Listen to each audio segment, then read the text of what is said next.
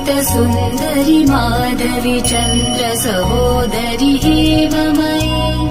मुनिगणमण्डित मोक्षप्रदायनि मञ्जुलभाषिणि वेदनुते पङ्कजवासिनि देव सुपूजित सद्गुणवर्षिणि शान्तियुते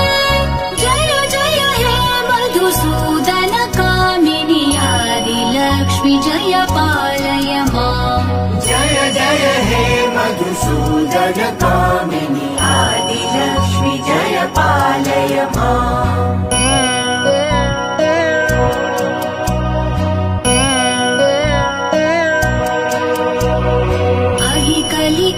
कलिकल्मषनाशिनि कामिनि वैदिकरूपिणि